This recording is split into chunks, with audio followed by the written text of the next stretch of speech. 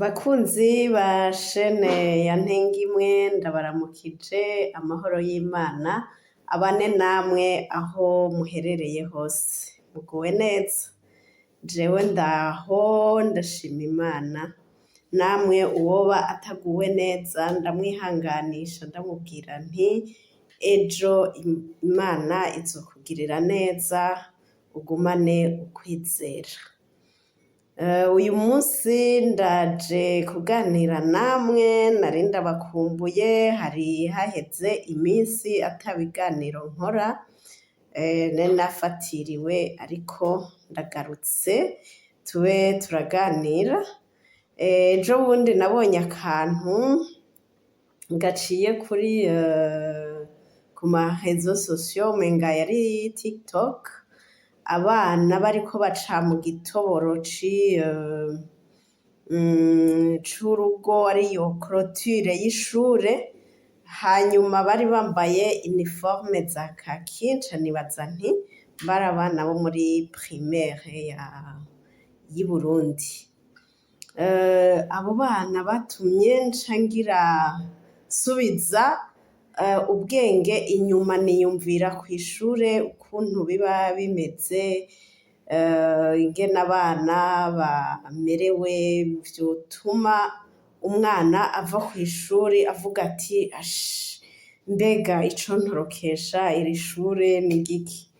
Ubundi kubera ishure kw'ishure abana bahamara amasaha menshi gusumba ayo bamara muhira vyari kuba vyiza ari ahantu abana bakunda bamerererwa neza bakifuza kuhaba ariko rero akenshi usanga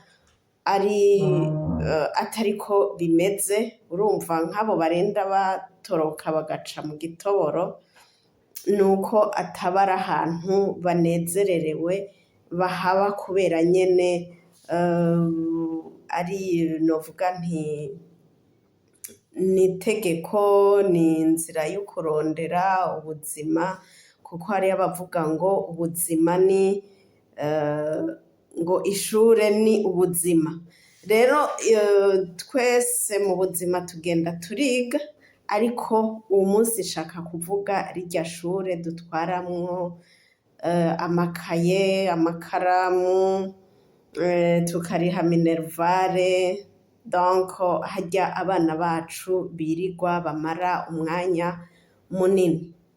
Ndaja kwibanda cane ku bihano abana baronkera kw'ishure kuko ngiye kuvuga ishure muri rusangi nosanga mvuze simpeze. Rero kugira ngo ikiganiro canje kije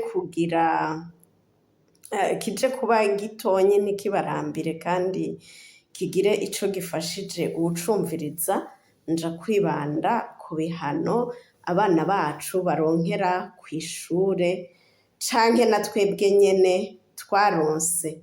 Kw'ishure rero n'ahantu umuntu yigira vyiza tuharonkera ubumenyi abana baharonkera ubumenyi ninavuga ngo nuko nanje nahaciye nubwo nkuze kandi n'ubu ntacombuza kuja kw'ishure kuko amashure y'abakuze arahari kandi tubandanya twiga ego rero ndavuga nti mbonye abo bana naciye niyumvira nsubiza amaso inyuma ndiyumvira ibihano je naronkeye kw'ishuri n'abubu bakironka. Hariho abigisha usanga batanga ibihano birengeye novuga ntibirengeye ibikosa umunyeshure aba yakoze. Ngira ngo nta mategeko ahari avuga ku bihano abana baronka kiretse amategeko avuga amanota abanyeshuri bakurwa iyo bakoze ikosa runaka nk'iyo batrishije par exemple ico ndacibuka yuko abanyeshuri batrishije hariho amanota bakurwa mugabo ivyo umenga nimba ndavyibuka neza ivyo biraba abo muri secondaire n'abo muri za kaminuza. Iyo umuntu yatrishije hariho ibihano acaronka.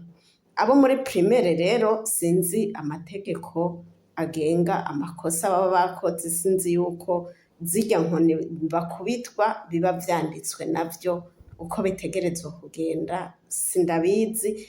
Abo baba bizi baraheza baduhe umuco muri commentaire. Jewe rero reka mvuge mon experience kubigisha bampaye ibihano, novuga nti vyari birengeye. Mu wa mbere hariho umwigisha yadukubitisha irate. Murabona irate harya ahantu hasongoye, novuga nti harasongoye, hariya hari mbe nohita gute, harya nyene ubona ukubise umuntu umenga ho kwinjira mu mubiri, harya hamfise nohita nk'ubugi bw'imbugita, murantunga ndabutse ingene ndahita, mugabo uwuzi irate aca abona uko hameze. Rero yatubwira ngo dushire intoke ku meza, agaca adukubita rurya ruhande rw'irate mubona hameze nk'ubugi bw'imbugita, tugataha intoke zivyimvye, intoke zihuhutwa. Uwo ni umwe. Uwugira kabiri, mu wa kabiri yaturya ibinuma. Ivyo binuma akabiturya hehe? Kw'itako. Murabona ko kw'itako haba horoshe cane. Yarakurya ikinuma akazungurutsa ugwara gushikaho umubiri uvako. Kandi rero igitangaje, ntiwashika muhira ngo uvuge uti jewe umwigisha yandiye ibinuma, kuko umwigisha yari umuntu atinyitse, ntiwubahuka kuvuga ico yagukoze, kandi naho wabivuga abavyeyi ico gihe, muri ico gihe cacu ntaco bakora. Abubu bobo numvise baja kwihora. Hariho ako nabonye umwigisha ngo yakubise umwana, baramwerekana kuri hari kuri Facebook, sinzi ko vyari vyo canke bitari vyo, mugabo ico nzi nuko bibaho. Uwo mwigisha yarakubise umwana aramumyora. Ico umwigisha yakoze nawe, ico umuvyeyi yakoze abonye umwana wiwe ukuntu yameze, yaciye agenda gukubita uwo mwigisha. Urumva ko yihoye. Nico ndakibonye naco nyene canyibukije umwana wanje ukuntu yakubiswe. Umwigisha yaramukubise nawe umenga uwo mwana wanje yiga mu wa mbere ico gihe, uti yakubitiwe iki? Umwigisha yabahaye ibiharuro birabananira n'abandi bana, hanyuma aca afata inkoni arabakubita. Umwana wanje ataha atagishobora kwicara ku gisusu, ari imimyore. Uwo mwigisha ahari niyabona kino kiganiro yibuke ko ndavyibuka, ndazi ko anzi ndazi neza yuko anzi kandi anyibuka nubwo atokwibuka ingene yakubise umwana wanje. Sinihoye kandi sinteganya kuzihora, naramubabariye. Mugabo ico gihe iyo shaka kumwihora nari ndabifitiye ububasha, sinari kubura ico nkora nawe akabona yuko nababaye. Ico nakoze naramutumye ko uwundi mwigisha bigishanya hamwe, nibaza ko nawe nyene iki kiganiro aja kukibona agaca avyibuka. Bambabarire, nta mugambi wo kwihora mfise, nta n'inzigo ngifise, mugabo ndabivuze kugira ngo nimba uwo mwigisha agikubita abana uko yahora, yikebuke abihebe, kuko inkoni ishikira igufa ntishikira ingeso. Kandi noneho kunanirwa n'ikintu si ukuvuga ngo ni ingeso mbi umuntu yohanirwa. Egome hariho abana basamara, ariko nibaza ko hariho ubundi buryo bwo guhana umwana utamuboreje igufa. Nkino i Buraya abana bato bato hariho uduhano babaha, bakababwira ngo va au coin. Umwana bamukuye mu bandi bakamuhagarika nk'inyuma mw'ishure, canke imbere aho abandi baguma bamuraba atariko aridegemvya mu bandi bana, uwo mwana araba ridicule akumva yuko akorewe ari igihano kuri we. Urumva ako n'akarorero kamwe k'igihano ushobora guha umwana utamuboreje igufa, utamubabarije umubiri.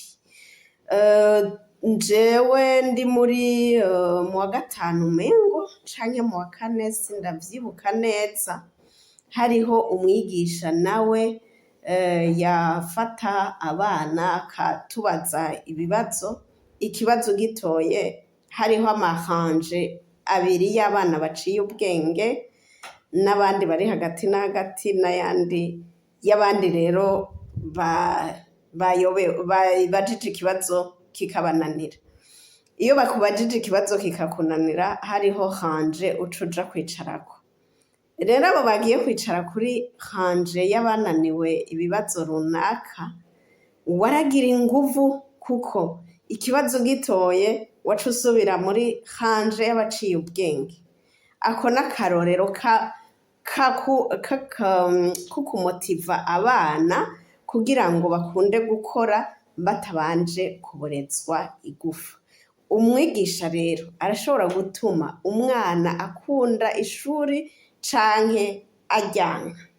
Hariho uwundi mwigisha yaduha ibihano, nawe nyene nibaza yuko iki kiganiro ashobora kuzokibona kuko ndazi ko araba ama réseaux sociaux, ashobora kuba atanyibuka mugabo ibihano yatanga ndavyibuka kandi nawe nyene nibaza ko atavyibagiye. Nari niga muri secondaire, hanyuma kuri iryo shure baratubuza kwambara amasengre munsi y'ishati, gushika n'izi saha sindatahura impamvu batubuza kwambara isengre munsi y'ishati ya uniforme, kuko ntibadusigurira impamvu, barabitubuza vyonyene. N'izi saha sindatahura. Rero igihano yaguha waje wambaye iyo sengre munsi y'ishati, yaca akubwira ngo nugende imbere mw'ishuri, imbere y'abandi banyeshuri, murabona harya imbere ya tableau, ngo nukure iyo sengre. Uribaza kwambura impuzu imbere y'abandi banyeshuri n'imbere y'umwigisha, muravyibaza namwe ku mwana yiga, umenga nari mu w'icumi na rimwe. Ku mwana yiga mu w'icumi na rimwe uri nk'umukobwa, urumva ko vyaba biteye isoni, vyari bimaramaje. Ndazi yuko na jewe ico gihano nagihawe, akatubwira ngo ni tuje gukura isengre imbere y'abandi bana. Uko nabikoze muravuga muti none wayikuye gute? Ico nakoze nahagaze ndaba kuri tableau, hanyuma ndabanza ndafungura ibifungo vy'ishati, ingene nadugije iyo sengre ikavamwo ntabaye gusa complètement sindabizi neza, mugabo ndazi ko nabikoze iyo sengre nkayikura.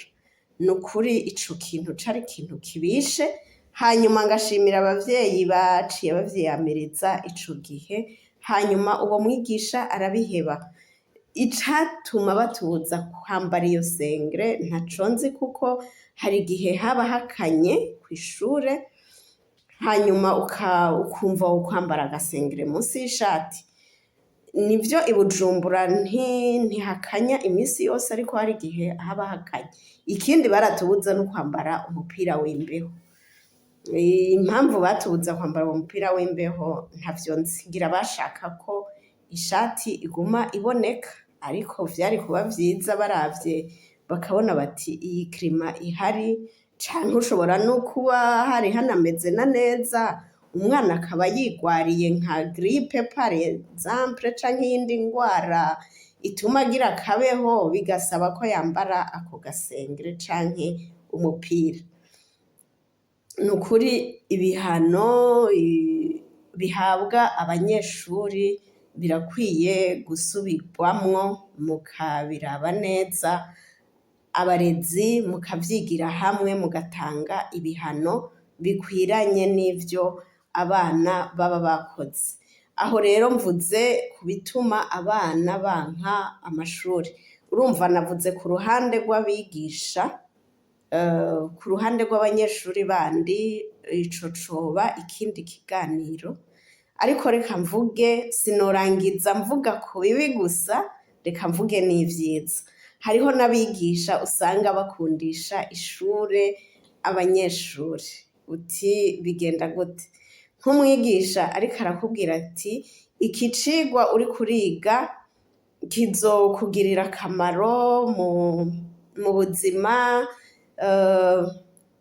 niwaheza ukaja gukora hanaka, uzoba umuntu ameze uku n'uku n'uku, akabivuga mu gutera inkuru atariko aratanga ama exercice agoye. Ivyo bintu biratuma abana bakunda icigwa kandi bagatuma akunda n'ishuri.